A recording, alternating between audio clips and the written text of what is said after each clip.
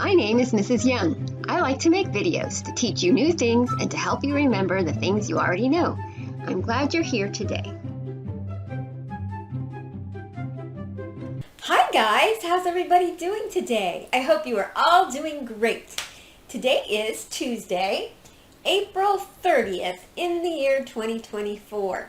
So if we look at our calendar, we are on Tuesday, April 30th in the year 2024. We have finished 1, 2, 3, 4 weeks of April, and we are on the very last day of April today. There's just a little bit more than 4 weeks in this month. And then tomorrow is going to be the first day of our next month. Who knows what next month is going to be? January, February, March, April. Yes, it's going to be May. So we're going to flip the calendar, and our new month tomorrow, starting tomorrow on Wednesday, is going to be May.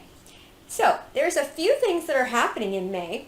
No major holidays though, but on Saturday, for those of you who like horses, it's the Kentucky Derby, which is a big horse race that happens in Kentucky, and the ladies wear big fancy hats. And for those of you who love Star Wars Day is on Saturday also. May the Force be with you. And then on Saturday is Cinco de Mayo, and Cinco de Mayo is actually a Mexican holiday. It has become, in the United States, a way to celebrate Mexican culture. I also want to give a shout out to my home hockey team, the Tampa Bay Lightning, because they are playing in the hockey championship this weekend called the Stanley Cup Finals.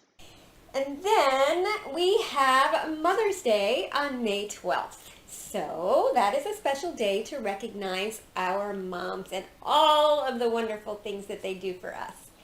Also, May is a time to recognize teachers and nurses. And then the last thing that's going on in May that I'm going to point out today is Memorial Day, and that is on May 27th. And that is a day to remember and recognize and honor all of the men and women in the armed forces who have fought in wars.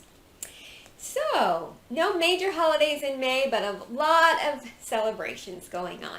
And since we've been talking about spring this whole month, really, I thought we would end our month of April with a lesson about, what do you think? We've talked about butterflies, we talked about plants and flowers.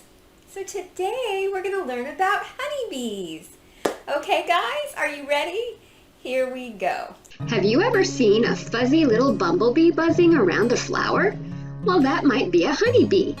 Honeybees are tiny, amazing insects that are very important to our world. They have fuzzy black and yellow stripes. They have 6 legs for walking and clinging to flowers, 4 wings for flying, and big eyes to see everything around them.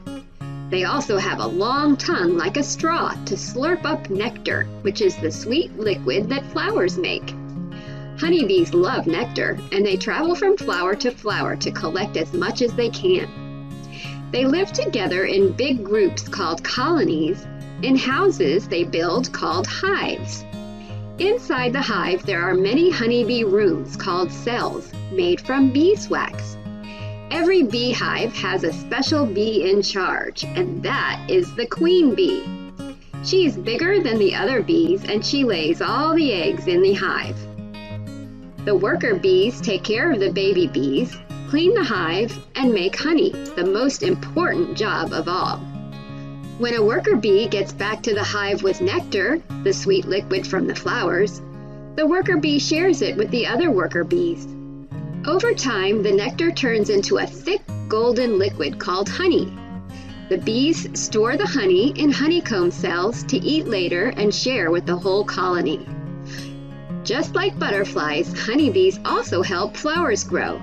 When they fly from flower to collect the nectar, pollen sticks to their bodies and they spread it around, and pollen helps flowers make seeds. So every time you see a honeybee buzzing around, remember they're busy making honey and helping plants grow. Okay guys, so I hope you learned some things about honeybees today. And of course, bees make honey. How many of you like to eat honey? There are lots of different ways that you can eat honey. You could put it on a piece of bread. You could put it in recipes when you're making cookies or baked goods. And you can put it in your tea for when your throat feels sore. I know many of you do that, and it makes your throat feel better if you mix it with some hot water and some lemon or some tea. So I hope that you enjoy some honey today. I hope you have a great day. I hope you have a wonderful week. And I'll see you next Tuesday in our next video. Bye!